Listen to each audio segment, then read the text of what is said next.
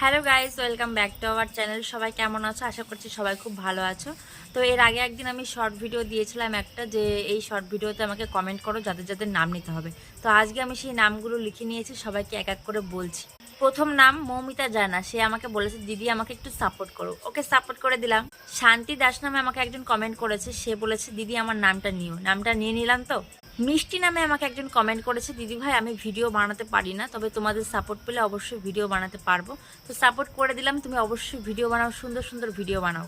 তৃষ্ণা নামে আমাকে একজন কমেন্ট করেছে, দিদি ভাই আমার নামটা নিও প্লিজ। ওকে তৃষ্ণা, তোমার নামটা আমি নিয়ে নিলাম।